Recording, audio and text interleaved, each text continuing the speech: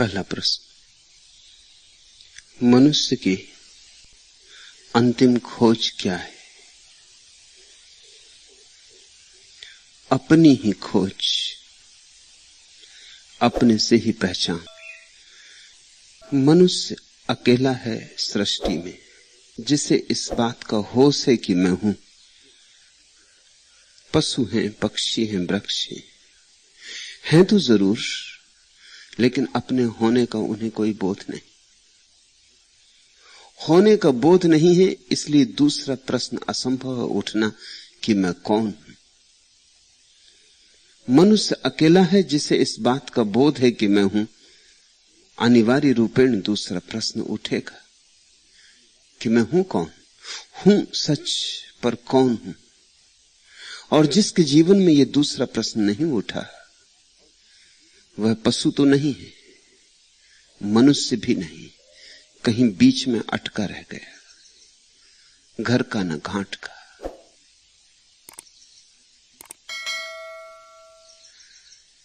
उसके जीवन में पशु की शांति भी नहीं होगी और उसके जीवन में परमात्मा की शांति भी नहीं होगी। वैसा आदमी बीच में त्रिशंकु की तरह अटका सदा अशांत होगा।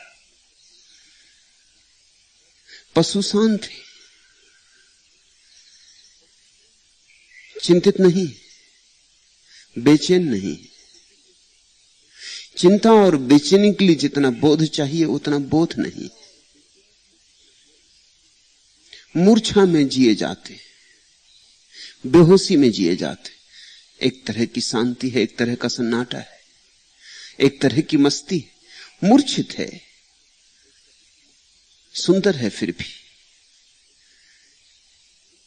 इसलिए प्रकृति के निकट जाओ, सौंदर्य की अनुभूति होती। प्रकृति के पास आओ, सब शांत हो जाता है। मनुष्य के पास आओ, बेचैनी बढ़ जाती। आदमी की भीड़ में खड़े हो जाओ, थक जाते हो। कुछ ना करो तो थक जाते हो। भीड़ से घर लौट के बहुत बार देखा है या नहीं? कुछ गंवा के लौटते हो, जैसे कुछ छीन लिया गया, जैसे लुट गए, जैसे विश्राम की जरूरत आ गई है, थके मांदे टूटे हुए। आदमी इतना बेचैन है कि उसकी बेचैनी की तरंगें तुम्हारे चित्त को भी तरंगित कर जाती। और चारों तरफ भीड़ हो बेचैन लोगों की, तो कैसे अपने को बचा के आ सकोगे? महावीर या बुद्ध समाज को छोड़ के जंगल चले गए थे। उसके पीछे और कोई कारण नहीं था। अशांत लोगों की भीड़ में, बीमार लोगों की भीड़ में, विक्षिप्त लोगों की भीड़ में सार क्या है? जंगल में वृक्षों से दोस्ती बना ली, पशु पक्षियों से नाता जोड़ा, आदमी से नाता तोड़ा। जरा सोचो, आदमी का कितना बड़ा अपमान हुआ है उसमें।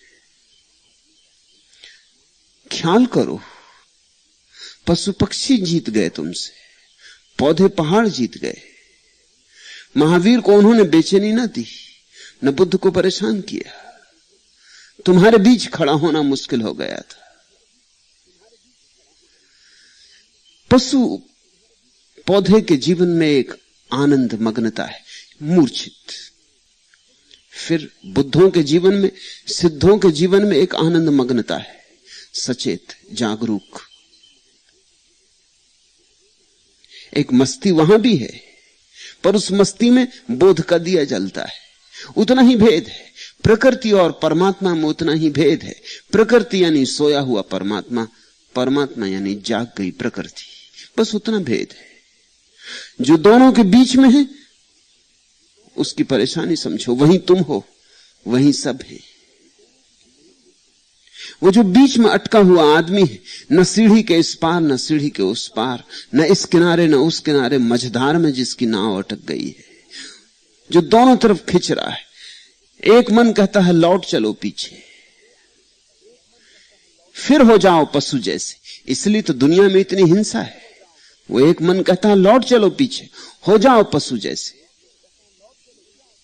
हिंसा में इतना रस क्या है? अगर रास्ते पे दो आदमी लड़ते हो, तुम हजार काम छोड़ के साइकिल किनारे टिका के खड़े होकर देखने लगते हो। इतना रस क्या है? दो आदमी लड़ रहे हैं, तुम्हें क्या मिलेगा? मगर बड़ी उत्सुकता जग जाती। हिंसा में एक रस है, तुम ना भी करो, दूसरा कर रहा है तो भी देखने का मजा है। चले पशु के जगत में, लौट चले पशु की दुनिया में, गिरने लगे आदमी के तल से नीचे। और कभी तुमने देखा घड़ी भर खड़े रहो, झगड़ा चलता रहे, गाली गलौज हो, लेकिन मारपीट ना हो, या कोई बीच बचाव पड़ जाए, या पुलिस का आदमी बीच में आ जाए, या उन दोनों को कुछ बुद्धि आ जाए, तो तुम कुछ उदास से लौटते हो कि कुछ होना था जो नहीं हुआ। सब मजा किरकिरा हो गया। फिल्म देखने तुम जाते हो, अगर हिंसा ना हो फिल्म में, मारकाट ना हो, हत्या ना हो, काम वासना के उद्दाम वेग ना उठे, तो तुमने जाओगे ही नहीं। जितनी काम वासना के उद्दाम वेग हो, जितनी हत्या हो, जितनी हिंसा हो, चोरी हो, डकैती हो, उतनी फिल्म तुम्हें आकर्षित करती। ये पशु के जगत में लौटने की इच्छाएं। या फिर कभी तुम शराब पी लेते हो। शराब पी के तुम क्या कर रहे हो?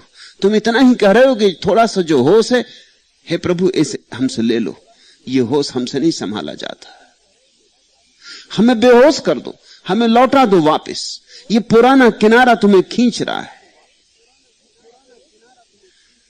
लेकिन तुम कुछ भी उपाय करो, तुम पशु हो नहीं सकते। अतीत में लौटने की कोई संभावना नहीं है, पीछे यात्रा होती ही नहीं। जवान कितना ही सोचे कि मैं बच्चा हो जाऊं, अब नहीं हो सकता, और बूढ़ा कितना ही सोचे कि मैं जवान हो जाऊं, अब नहीं हो सकता।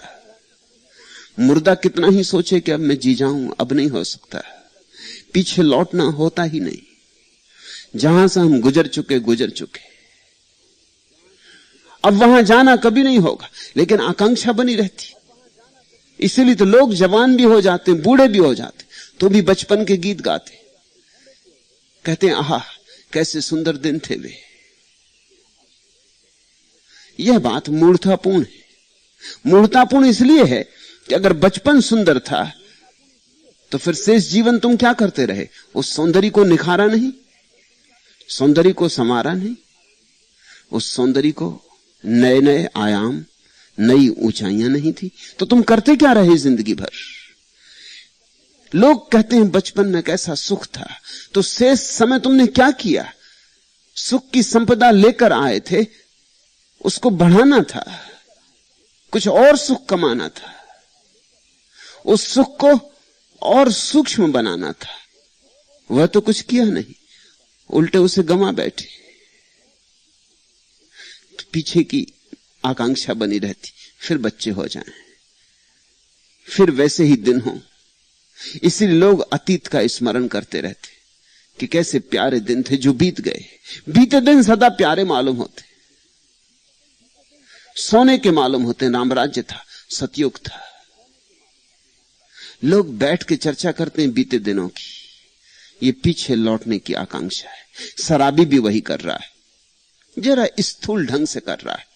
वो ये कहता है कि हमसे तो नहीं होता लौटना, लेकिन शराब के सहारे लौट जाऊंगा, पी लूंगा शराब, भूल जाऊंगा आदमियत, भूल जाऊंगा आदमियत की चिंता, खोज, परेशानी, भूल जाऊंगा सारे उपद्रव, जाल, लौट जाऊंगा वापस, गिर पड़ूंगा नाली में, हो जाऊंगा पत्थर की भांति या वृक्ष की भांति या पौधों की भांति, जी लूंगा थोड़ी देर प्रकृति को,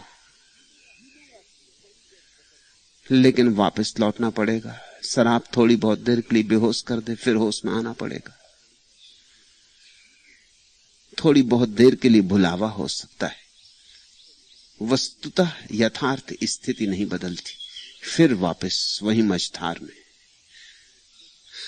आदमी की असली खोज इसलिए एक ही है कि उस पार कैसे पहुंचूं। एक बात का मुझे पता है कि मैं हूं, अब मुझे दूसरी बात का पता कैसे हो जाए कि मैं कौन हूं। उस दूसरी बात के पते में ही सारे धर्मों का जन्म हुआ है, उस दूसरी खोज से ही। मैं कौन हूं का उत्तर मिल जाए तो सब मिल गया, क्योंकि उस उत्तर में ही परमात्मा का अनुभव हो जाता। तुम परमात्मा हो, तत्वमसि, तुम स्वयं ब्रह्म हो, सोए हुए, भटके हुए, भ्रांत, अपने से अपरिचित, बाहर बाहर दौड़ते रहे हो, भीतर जानने का मार्ग भूल गया, या द्वार दरवाजे इतने दिन से नहीं खोले हैं कि जंग खा गए, या चाबियां खो गई, ताले खुलते नहीं, या भीतर इतना अंधकार हो गया है क्योंकि न मालूम कितनी सदियों से तुमने दिया नहीं जलाया वहां कि अब भीतर जाने में डर लगता है। मैं कौन हूं, यह मनुष्य का एकमात्र प्रश्न है, यही उसकी एकमात्र खोज। इसी खोज से फिर आनंद के झरने बहते। यह खोज जिस दिन पूरी हो जाती है उस दिन तुम्हें वह सब मिल जाता है जो पशुओं को है, वृक्षों को है, चांतारों को है, और साथ में कुछ और मिल जाता है जो उनके पास नहीं। साथ में प्रकाश मिल जाता है, साथ में होश मिल जाता है। इसलिए इस अवस्था को हमने बुद्धत्व कहा है, बोध मिल जाता है। बुद्ध भी उसी आनंद में है जिसमें प्रकृति लवलीन है, लेकिन प्रकृति मूर्छित है, बुद्ध होश से भरे, और होश का आनंद गुणात्मक रूप से भिन्न हो जाता है। तुम्हें कोई क्लोरोफॉर्म दे दे और फिर स्ट्रेचर पे तुम्हें बगीचे में ले जाया जाए, घुमाया जाए, हवाएं आएंगी ताजी, पक्षियों के गीत भी उठेंगे, शायद दूर मूर्छा में दबे हुए कहीं कहीं कुछ स्वर सुनाई भी पड़ेंगे, टूटे फूटे। फूलों की गंध आएगी, नासापुटों को छुएगी, शायद थोड़ी सी याद भी सरकती हुई भीतर पहुंच जाएगी। हालांकि तुम बगीचे से ले जाए जा रहे हो, लेकिन यह भी कोई ले जाना हुआ। फिर तुम एक दिन होश से बगीचे में आओ, वृक्षों के साथ नाचो, पक्षियों के साथ गीत गाओ, फूलों से दोस्ती करो, नासापुट तुम्हारे सुगंध से भरे, ताजी हवा तुम्हें डुलाए, तुम मग्न होकर नाचो उस बगीचे में। वे शीतल हवाएं तुम्हारे तन मन को शीतल करें। इसमें और पुरानी यात्रा में फर्क होगा या नहीं? स्ट्रेचर पर लाए गए थे, क्लोरोफॉर्म दिया हुआ था, गुजरे यहीं से थे, मगर अब जो गुजर रहे हो होश से भर के, इसमें उसमें कुछ भेद है। स्थान एक है लेकिन स्थिति भिन्न है। इसलिए पतंजलि ने अपने योग सूत्रों में कहा है, सुसुप्ति और समाधि में थोड़ा सा ही भेद है। दोनों ही अवस्थाओं में आदमी परमात्मा में लीन होता है। तुम रोज अपनी गहरी सुसुप्ति में परमात्मा में लीन हो जाते हो, इसलिए तो सुसुप्ति तुम्हें ताजा कर जाती, मूल स्रोत से जुड़ गए। एक डुबकी मार ली परमात्मा में, यद्यपि बेहोश है डुबकी, कुछ पता नहीं क्या हो रहा है, लेकिन सुबह जिस दिन रात गहरी नींद आ गई हो, स्वप्न रहित निद्रा आ गई हो, उठ के तुम कहते हो बड़ा आनंद, बड़ी ताजगी, बड़ी जीवंतता, पुनरुज्जीवित हुए जैसे। सब थकान गई, सब हारापन गया, सब दुख गया, जैसे फिर से तुम नए होकर लौट आए हो। कौन कर गया नया? कौन सा जादू तुम्हें नया कर गया है? तुम्हें कुछ पता नहीं।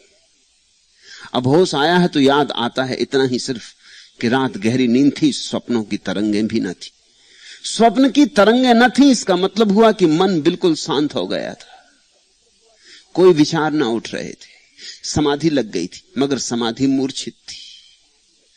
यही समाधि बुद्ध को लगी, यही मीरा को लगी, यही कबीर को, यही दादू को, यही रज्जब को, यही सुंदरदास को, मगर होश पूर्वक लगी।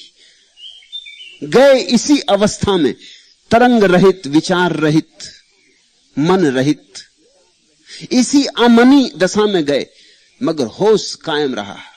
जागे जागे रहे, देखते रहे क्या हो रहा है। विचार जा रहे हैं, देखते रहे, विचार कम होते जा रहे हैं, देखते रहे, विचार नहीं रहे, देखते रहे, विचार समाप्त हो गए, कुछ दिखाई नहीं पड़ता, मगर देखने वाला मौजूद रहा। कुछ दिखाई नहीं पड़ता, कोई विषय वस्तु मौजूद ना रही, पर्दा बिल्कुल खाली हो गया, मगर देखने वाला जागा रहा, जागा रहा, जागा रहा। आखिरी छोर तक डुबकी मारी, तलहटी तक उतर गए, गहराई से गहराई में पहुंच गए, मगर जागे रहे, जागे रहे, देखते रहे, देखते रहे।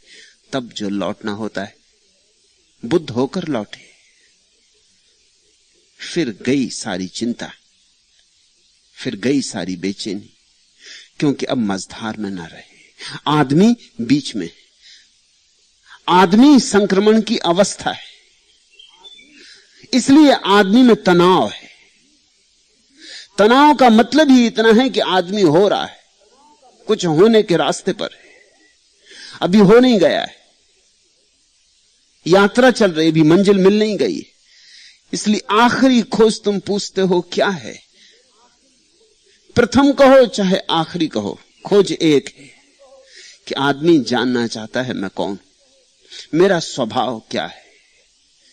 उसी स्वभाव को जानने से नियति का पता चल जाएगा, क्योंकि जो स्वभाव है वही नियति है।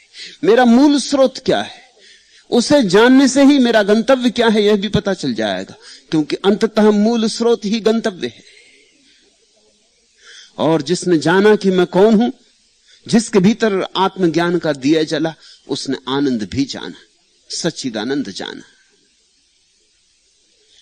आगोश में आ कि जिंदगानी कर लूं, कुछ रोज खुशी से जिंदगानी कर लूं, एक जाम मैं तरफ पिला दे साकी, फानी है हयात जावदानी कर लूं।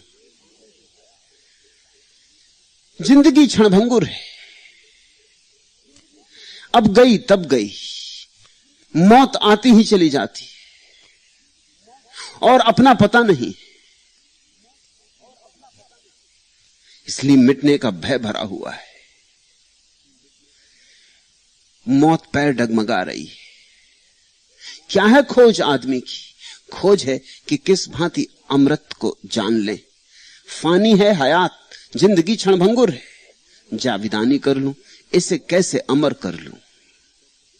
आगोश में आ कि जिंदगानी कर लूं, और परमात्मा तुम्हारी गोद में हो और तुम परमात्मा की गोद में हो तो ही जिंदगी मिली, अन्यथा जिंदगी बस नाम की ही थी, काम की नहीं थी, उसमें अर्थ कुछ न था, शोरगुल बहुत था। आगोश में आ कि जिंदगानी कर लूं, यह खोज है आदमी की कि अभी जो जिंदगी है कोरी कोरी थोती थोती,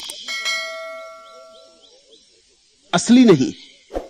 आगोश में आ कि जिंदगानी कर लूं, कुछ रोज खुशी से जिंदगानी कर लूं, एक जाम मैं तरफ पिला दे साकी। साधक भक्त परमात्मा से कहता है कि जरा सा ढाल दो मेरे कंठ में, थोड़ी सी उतार दो सत्य की शराब,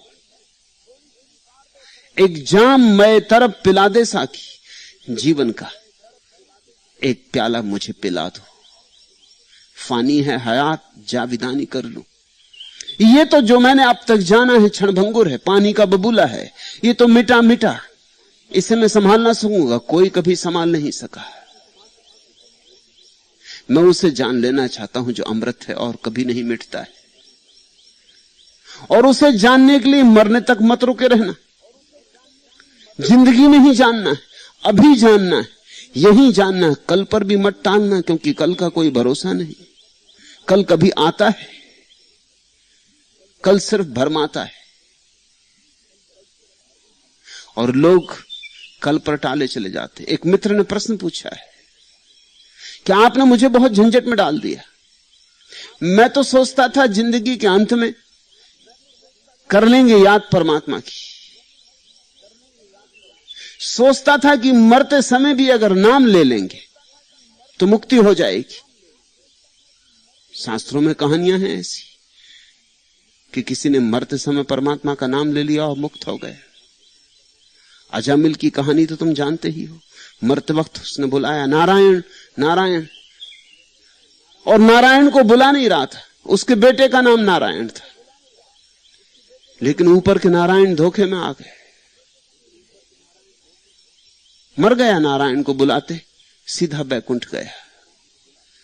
किन चालबाजों ने, किन बेईमानों ने ये कहानियां गढ़ी होंगी, किन धोखेबाजों ने, और इन धोखेबाजों ने तुम्हारे मन में भी धारणा बिठा दी। तो उन मित्र ने पूछा है कि मैं तो सोचता था कर लेंगे याद अंत में, कर लेंगे भजन भाव अंत में, अभी क्या पड़ी है, अभी तो जिंदगी है, जी लें। आपने सब अस्त व्यस्त कर दिया। आप कहते हैं अभी या कभी नहीं, आपने मुझे बेचैन कर दिया।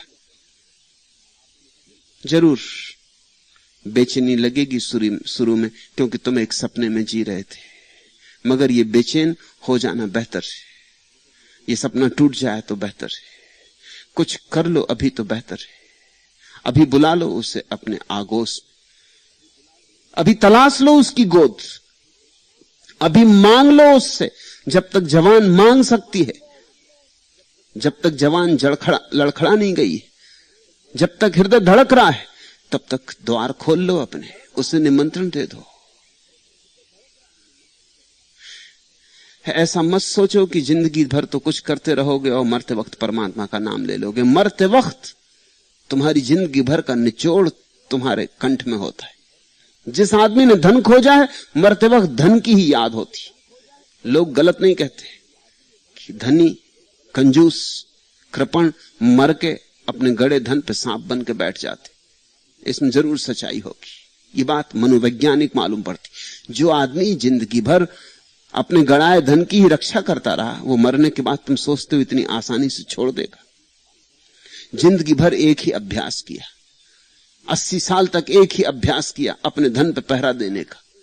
80 साल का अभ्यास एकदम से टूट नहीं जाएगा। 80 साल का संस्कार, कहानी में अर्थ मालूम होता है। लौट आएगा, सांप बन के बैठ जाएगा पिंडरी मार के अपने धन पर कि कोई ले ना जाए। तुमने जिंदगी भर एक काम किया, तुम सोचते हो मरते वक्त एकदम से रूपांतरित हो जाओगे। जिंदगी में बदल ना सके जब शक्ति थी, और जब सारी शक्ति जा रही होगी तब तुम बदल जाओगे। मैंने सुना है एक आदमी था एक गांव में, चंपू नाई उसका नाम था। चंपी करता था, चंपू उसका नाम था। फिर आजादी आई, वो नेता हो गया। गांव भर के लोग उसकी मान्यता भी रखते थे। सबकी चंपी करता था, सबकी मालिश करता था। तो चंपू की जगह वो चंपालाल हो गए। चुनाव में जब जीत गया तो बाबू चंपालाल जी हो गए। फिर मौत भी आई। मौत आई तो बड़े बूढ़े सब इकट्ठे हुए। उसके मुंह से फंसू कर गिर रहा है। किसी ने उसे हिलाया और कहा, बाबू चंपालाल जी, अब ये समय परमात्मा के याद करने का है। अब कुछ प्रार्थना कर लो परमात्मा से, अब कुछ कह लो, सुन लो। जिंदगी तो यूं ही गंवा दी, पहले चंपी में गंवाई, फिर बाद में ये नेतागिरी में गंवाई। वो भी एक तरह की चंपी, उसमें भी चमचे ही काम आते। ऐसी जिंदगी चंपी में ही गंवा दी, चमचागिरी में गंवा दी। अब तो कुछ परमात्मा को याद कर लो। हिलाया किसी ने, उसने बमुश्किल आंख खोली और कहा, सुन सुन सुन। अरे बेटा सुन, इस चंपी में बड़े बड़े गुण। जिंदगी भर यही गाता रहा। तुम सोचते हो मरते वक्त हरिनाम निकलेगा? जिंदगी भर का अभ्यास एकदम नहीं चला जा सकता। जब उसने कहा था सुन सुन सुन, तो लोगों ने सोचा शायद भगवान से कह रहा है।